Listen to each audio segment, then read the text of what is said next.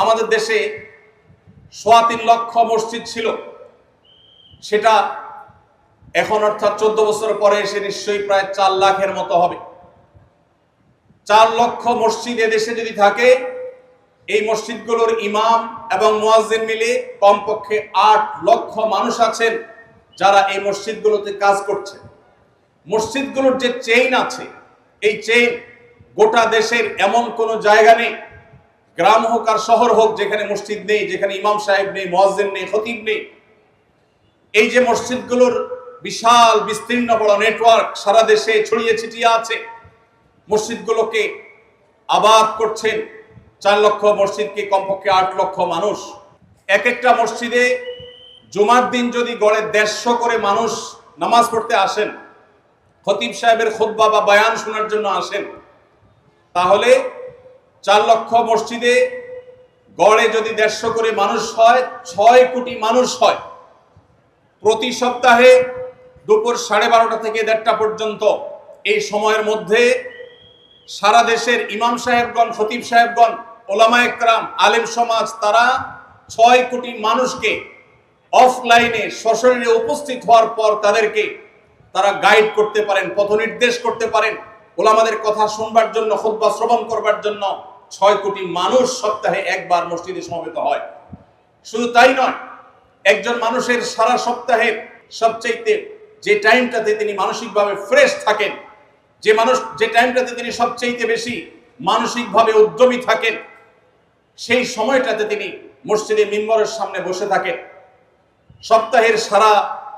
সপ্তাহের যে শ্রম থাকে, কষ্ট থাকে, সে গ্লানি কষ্ট সব ধুয়ে মুছে বৃহস্পতিবার রাতভর ঘুমিয়ে, শুক্রবারের ছুটির দিনটিতে সকালে আবার ঘুমিয়ে, ঘুম থেকে উঠে সুন্দর করে ফ্রেশ হয়ে সপ্তাহের সবচাইতে ভালো গোসলটা শুক্রবারে দিয়ে মুসলমান সুন্দর কড়কড়া মড়মড়া জামা পরে, তারপরে সুগন্ধি ব্যবহার করে তার সারা সপ্তাহের সবচাইতে ফ্রেশ টাইমটা, সবচাইতে তার যে টাইমটা মূল্যবান, যে টাইমটাতে তার মানসিক কোনো প্রেশার থাকে না, সেরকম নির্মল এবং ফ্রেশ একটা টাইম ইমাম সাহেবের সামনে খুতবা শোনার জন্য আসে। এদেশের যত মিডিয়া আছে, যতগুলো টেলিভিশন চ্যানেল আছে, যতগুলো রেডিও চ্যানেল আছে, একযোগে সমস্ত টিভি চ্যানেলের দর্শক সবচেয়ে পিক টাইম রাত ৯টা থেকে ১০টা যদি ধরি আমি, এই সময়ের মধ্যে সমস্ত টিভি চ্যানেলের দর্শক একত্র করলে যে প্রতিদিন রাত ৯টা থেকে ১০টা এই টাইমে, পিক টাইমে সকল টিভি চ্যানেলের দর্শকের সংখ্যা কেমন হতে পারে, আমার বিশ্বাস এখানে এই বিষয়ে পণ্ডিত ব্যক্তিরা, বোদ্ধারা আছেন, তারা ভালো বলতে পারবেন। আমার বিশ্বাস ইমাম সাহেবদের, খতিব সাহেবদের, ওলামায়ে কেরামের কথা শোনার জন্য যে ৬ কোটি মানুষ একত্রিত হয় সপ্তাহে একবার, সমস্ত মিডিয়াগুলো দর্শক পিক টাইমে যা একত্র হয়, যত দর্শক দেখেন, সেই সংখ্যাটাকে মসজিদের মিম্বরের সামনে উপস্থিত মানুষদের সংখ্যার সাথে তুলনা করলে আমার মনে হয় কয়েক গুণ বেশি হবে সন্দেহাতীতভাবে।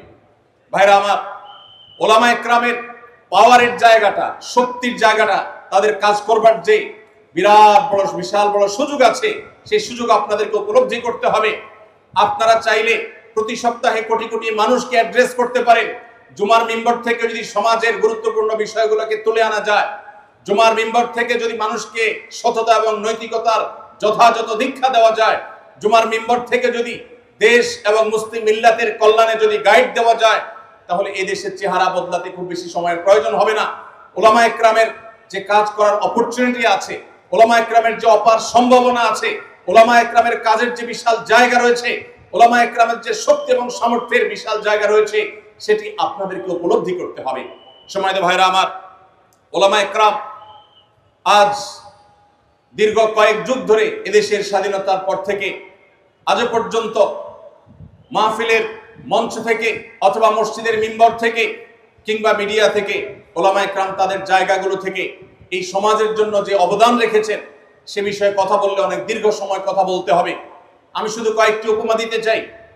এদেশে পরিত্যক্ত সম্পদে যথাযথ হক দেওয়ার ব্যাপারে, বোনদের হক, ফুপুদের হক দেওয়ার ব্যাপারে এবং মেয়েদের হক দেওয়ার ব্যাপারে, বাবার সম্পদে, মায়ের সম্পদে ভাই বোনদের ন্যায্য এবং ন্যায়ভাবে, ন্যায়সঙ্গতভাবে কোরআন যেভাবে বর্ণনা করেছে সে হারে বন্টন করার ক্ষেত্রে ওলামা একরাম শহরে, বন্দরে, গ্রামে, মাহফিলে, মঞ্চে, মিম্বরে সব জায়গায় যেভাবে তারা দীর্ঘদিন পর্যন্ত মানুষকে অ্যাওয়ারনেস করেছেন, মানুষকে যেভাবে অ্যাওয়ার করেছেন, মানুষকে যেভাবে সচেতন করেছেন, তার ফলশ্রুতিতে এদেশে এই সম্পদের সুষ্ঠু বন্টন অনেকখানি আলহামদুলিল্লাহ শুরু হয়েছে। এবং এই অবদান একচ্ছত্রভাবে আমি বলতে পারি এদেশে শুধুমাত্র ওলামা একরামের কারণেই এদেশে মানুষ সম্পদের বন্টন নিয়ে যে মারামারি, গন্ডগোল, ফাসাদ, এটা যতটুকু নিয়ন্ত্রণ হয়েছে তার জন্য সবচেয়ে বড় ক্রেডিট এদেশে ওলামা একরামের। সময়তে ভাইরা, বিয়ের মধ্যে যে যৌতুক প্রথা, এই যৌতুকের বিরুদ্ধে এই দেশে ওলামা একরাম শুরু থেকে আজও পর্যন্ত সংগ্রাম করে যাচ্ছেন। এই সমাজ থেকে যৌতুককে ঝেঁটিয়ে বিদায় করার যে অবদান, এই অবদানটিও মূলত ওলামা একরামের আলেম সমাজ তারা যুগ যুগ ধরে মানুষকে যৌতুকের বিরুদ্ধে সচেতন করেছেন, যার ফলশ্রুতিতে যৌতুক এখন আলহামদুলিল্লাহ অনেকখানি বলতে পারি এদেশে জাদুঘরে উঠেছে। সময়ত ভাইরা আমার, ঠিক একইভাবে মাদক নিয়ন্ত্রণ আছে আমাদের দেশে। আমাদের পার্শ্ববর্তী যে কোনো দেশের সাথে যদি আপনি তুলনা করেন, আপনি বার্মার কথা বলেন, ভারতের কথা বলেন, নেপালের কথা বলেন, শ্রীলঙ্কার কথা বলেন, আমাদের আশেপাশে যে সমস্ত দেশগুলো আছে, এই সব দেশগুলোর মধ্যে বাংলাদেশ একমাত্র দেশ যে আমরা মাদক নিয়ন্ত্রণে, আমাদের সমাজে মাদক গ্রহণের যে কম সংখ্যা যে স্বল্পতা, আমাদের সমাজে মাদক যতটুকু মাদক গ্রহণের যে নিয়ন্ত্রণ রয়েছে, এর জন্য সংশ্লিষ্টরা অনেক কাজ করছেন, প্রশাসনের ভাইদের অনেক নিশ্চয় অবদান আছে, কিন্তু ওলামা একরামের অবদান সবার চাইতে বেশি এবং সর্বাগ্রে। সমস্ত মসজিদ এবং সমস্ত মাহফিল থেকে মাদকের বিরুদ্ধে ওলামা একরাম সোচ্চার থাকেন, মানুষকে সতর্ক করেন। ওলামা একরামের অবদান এভাবে একটি একটি করে বলতে গেলে তার তালিকা অনেক দীর্ঘ হয়ে যাবে, আমি সেদিকে যাচ্ছি না। সময়ত উপস্থিতি, আমার যে সমস্ত মাদ্রাসার ছাত্র ভাইরা আছেন, ছাত্র বন্ধুরা আছেন, আপনারা যারা ভবিষ্যতে আলেম হতে যাচ্ছেন, আপনাদের উদ্দেশ্যে আমি কয়েকটি কথা বলতে চাই। আপনাদের যে মর্যাদা আল্লাহর কাছে রয়েছে, আল্লাহ রাসূল যে মর্যাদা বর্ণনা করেছেন, এই সমাজের মানুষ আপনাদেরকে অন্তরের গভীর থেকে যে ভালোবাসা নিবেদন করেন, যে শ্রদ্ধা নিবেদন করেন, যে ভক্তি আপনাদের প্রতি আমাদের প্রতি প্রকাশ করেন, সেই জায়গা থেকে আমাদের দায়িত্ব অনেক বেশি। আমাদের সে দায়িত্ব যদি আমরা যথাযথভাবে পালন করতে না পারি, তাহলে আল্লাহর কাছে যেমন জবাবদিহি করতে হবে, ঠিক একইভাবে ইতিহাস আমাদেরকে ক্ষমা করবে না। একজন আলেম হিসাবে আমাদেরকে অবশ্যই এদেশের মানুষের জন্য আমাদের করণীয় সবটুকু ঠিক মতো আদায় করতে হবে, এবং আমাদের সাধ্য, সামর্থ্য, শক্তি, আমাদের অপরচুনিটি সবটুকুকে সর্বোচ্চ সুন্দর এবং সৎভাবে ব্যবহার করতে হবে। সেজন্য সর্বাগ্রে যে বিষয়টি আমি বলতে চাই, আপনারা যারা মাদ্রাসায় পড়াশোনা করছেন, আপনারা যারা ভবিষ্যতে আলেম হতে যাচ্ছেন, ইনশাআল্লাহ সবকিছুর আগে মনে রাখবেন আপনি কেন আলেম হচ্ছেন। এই প্রশ্নের উত্তর আপনার ভেতর থেকে বের হয়ে আসতে হবে, আপনার ভেতর থেকে জবাব আসতে হবে।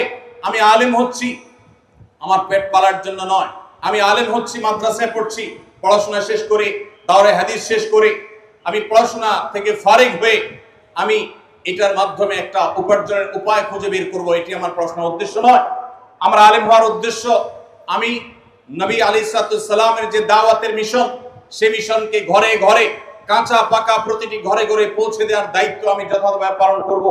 আমি একজন আদর্শ আলিম হব, নায়েবে রাসূল হিসেবে নবী করিম সাল্লাল্লাহু আলাইহি সাল্লামের আখলাকের ফেরি আমি করব। আমাকে দেখে সমাজের মানুষ সবচেয়ে বেশি তৃপ্তি অনুভব করবে, আমার অনুপস্থিতিতে সমাজের মানুষ আমাকে মিস করবে, আমার অভাব বোধ করবে, আমার জন্য আফসোস এবং আক্ষেপ করবে। আমাকে সেরকম মানুষ হিসেবে গড়ে তুলতে হবে।